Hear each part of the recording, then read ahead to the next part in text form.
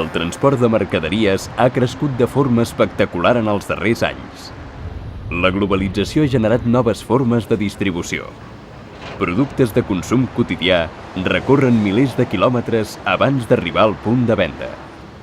Un colossal trànsit de mercaderies que es mou per tot el planeta, possible gràcies a un petroli barat.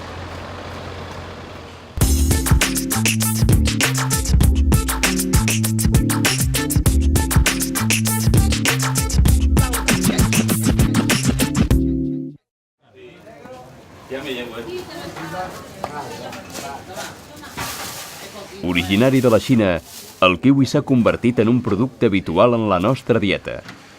Ric en vitamines i minerals, va perdre fa temps l'etiqueta de producte exòtic. Podem consumir kiwis tot l'any. El que no imaginen molts compradors són els quilòmetres que aquell kiwi ha realitzat abans d'arribar a la seva taula. El principal país productor i exportador de kiwis és Nova Zelanda, a l'hemisferi austral. 8 del matí d'un dilluns. L'activitat no ha començat encara al Mercat Central de Fruites i Hortalisses de Mercabarna a Barcelona, el gran centre logístic de distribució d'aliments de l'àrea metropolitana. A les cambres frigorífiques d'un dels majoristes de fruita que operen aquest gran mercat, centenars de palets de kiwis acabats d'arribar de Nova Zelanda esperen per ser distribuïts segons la demanda. Cada any, més de 20.000 tones de kiwi es comercialitzen des de Mercabarna. Mentre les parades prenen vida, a l'exterior de les naus ha començat un moviment de vehicles frenètic. Camions de gran i mig tonatge entren al recinte de Mercabarna per carregar o descarregar mercaderies. De mitjana, uns 500 tràilers realitzen cada dia operacions en aquest recinte. Un moviment que, com reconeix Lluís Alberic, director industrial de Mercabarna, no resulta fàcil de gestionar. Estem parlant d'aquests 500 vehicles, aquí ara estem veient el mercat de fruites i verdures.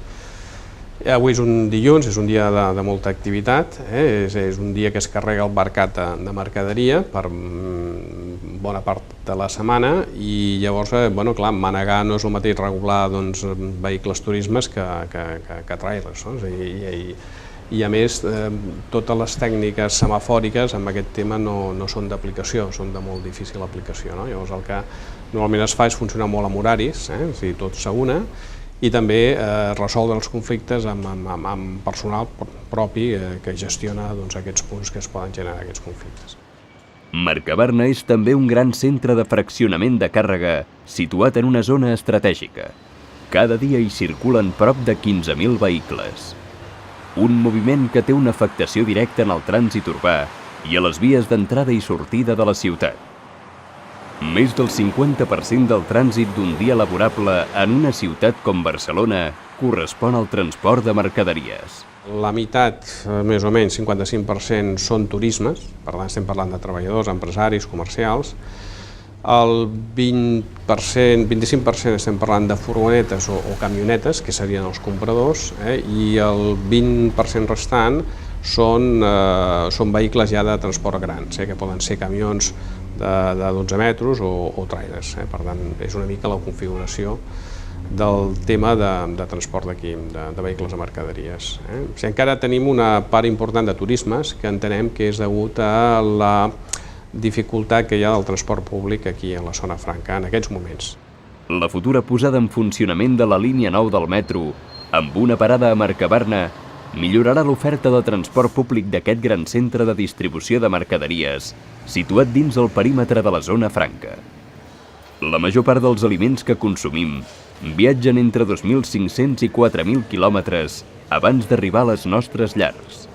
Un model d'alimentació quilomètrica que en el cas de les fruites i verdures ha suposat poder consumir pràcticament tot l'any les principals varietats. Un model, però, que genera un important consum d'energia en el transport. Els productes locals, amb una menor despesa energètica associada, representen un percentatge baix de la cistella de la compra. Actualment a Mercabarna hi arriba producte de tot el món, tal i com explica Patricia Gil, responsable de compres del majorista Cultivar. A nivell d'importació per vaixell, perquè el volum, evidentment, i els dies de trànsit fan que sigui el vaixell, però també fem servir l'aeri, el transport aeri. i lògicament el terrestre, no? El que ve d'Itàlia o Holanda o França, doncs ve amb camió. Disposar tot l'any de maduixes, pomes, taronges, cireres, melons, pinyes, kiwis o d'altres productes suposa que s'han d'anar a buscar milers de quilòmetres del punt de consum. La forma de transport i sobretot el preu del petroli en el moment del desplaçament són condicionants que marquen el preu de venda final d'un producte. Són productes que ja tenen un mercat i ja tenen una demanda, és a dir, la pinya sempre ha sigut un producte exòtic, però ara ja és un producte un mes.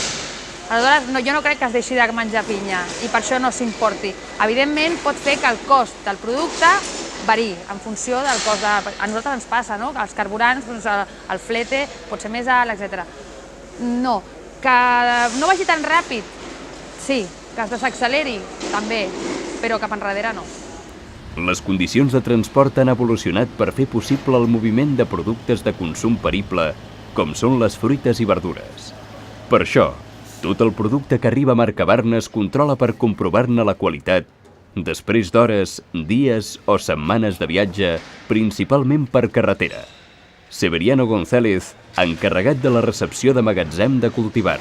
Puede llegar de Holanda, puede llegar de Francia, puede llegar de Almería, puede llegar de Granada y el camión este que hemos descargado viene de Lérida.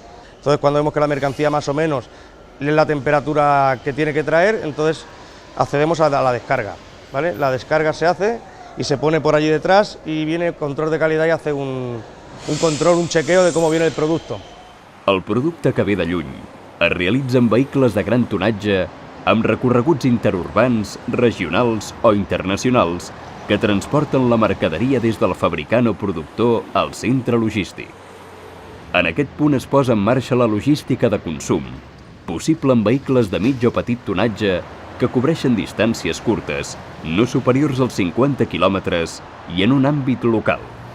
Distribueixen el producte fins al punt de venda. Lluís Alberic, director industrial i de serveis de Mercabarna. És molt difícil que el tema de mercaderies, si l'única manera de transportar mercaderies a banda de camions és a través del tren, no?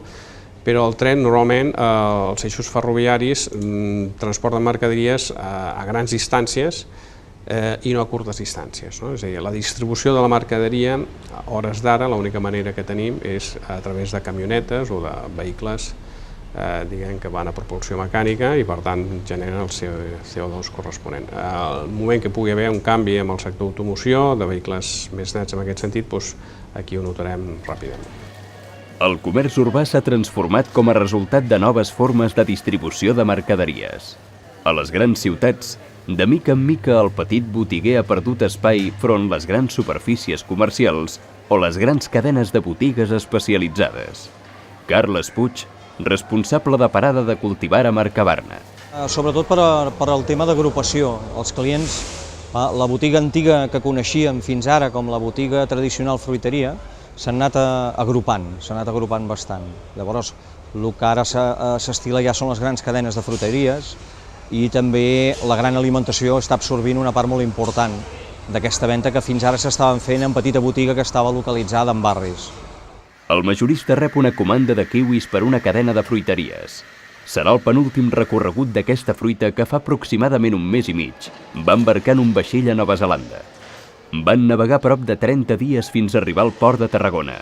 Descarregats i transportats per carretera fins a Mercabarna, van ser emmagatzemats en cambres frigorífiques. 20.000 quilòmetres després d'haver sortit del centre de producció, aquest palet de kiwis neozelandesos afronta la darrera part del seu recorregut. Evidentment no és el mateix agafar un kiwi amb el seu punt de maduració, amb el sucre corresponent per menjar-te'l, que agafar-lo abans. Tot això, evidentment, està molt millorat, els productors, hi ha moltes tècniques de producció, etc., doncs que fan que garantitzin que aquell producte que l'agafen abans de la maduració, després, en el trajecte, durant aquells 30 dies, quan arriba aquí a la càmera, doncs maduri, ben amb unes bosses especials, tancades, o sigui, hi ha un procediment, hi ha una tècnica molt avançada amb això, i aleshores es garanteix que tindrà qualitat, tindrà sucre, tindrà sabor, tindrà gust. El palet de kiwis arriba al magatzem d'aquesta cadena de fruiteries amb 35 botigues distribuïdes per tota la província de Barcelona. A aquesta hora del migdia, Els operaris treballen per tenir a punt totes les comandes. Un exemple de logística de consum. Jorge Ferreiro, responsable de compres de Carme Miranda. Nosotros aquí realizamos el pedido. A partir de aquí tenemos una logística que se encarga de todo el reparto y distribución de nuestra mercancía punto a punto. A partir de las 4 de la tarde comienza la hora de salida del producto y van repartiéndose punto por punto todas estas tiendas a lo largo del día hasta las 8 o 9 de la noche. Hay diferentes rutas en función de la distancia i també del volumen de cada tienda. El control de qualitat és present en tot el procés de transport de la fruita, tant en grans distàncies com en recorreguts de mig o curt abast. S'ha de ser curós per tal que el producte arribi amb la màxima qualitat als consumidors. El kiwi es un producto, como la mayoría de ellos, que se recoge en un estado prácticamente de premaduración, es decir, muy verde. Ese kiwi, una vez cortado, continúa madurando a lo largo de todo el viaje, pero de una manera muy lenta, debido a que está controlado entre una temperatura de 0 y 2 grados. Una vez que lo recibimos, nosotros comprobamos el estado de madurez del kiwi y tenemos en cuenta el tiempo que vamos a tardar en distribuirlo a nuestras tiendas. Si ese kiwi lo hemos de distribuir inmediatamente, automáticamente subimos la temperatura a la que lo mantenemos para que se acelere el proceso de maduración. Si ese kiwi lo hemos de almacenar durante un tiempo, sea 5, 10 o 15 días, bajamos la temperatura para que ralenticemos el proceso de maduración. Intentamos siempre que llegue al punto de venta a nuestra tienda casi en el punto óptimo de consumo. L'espai urbà en les grans ciutats ha hagut d'adaptar-se a l'increment de la distribució de mercaderies. Ha crescut la densitat del trànsit, sobretot en determinades hores del dia. S'han creat i regularitzat zones de càrrega i descàrrega a la ciutat. El creixement de les compres per internet i la distribució a domicili de producte és també una tendència comercial imparable.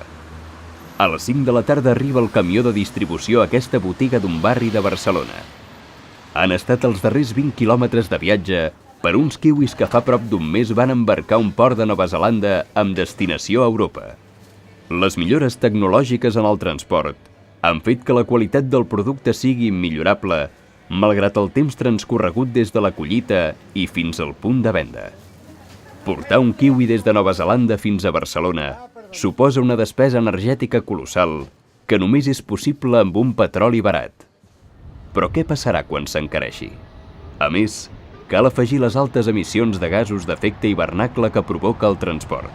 Un sistema incompatible amb la sostenibilitat que persegueix consumir productes locals amb baixa despesa energètica associada. Un moviment de mercaderies que es mou amb el planeta.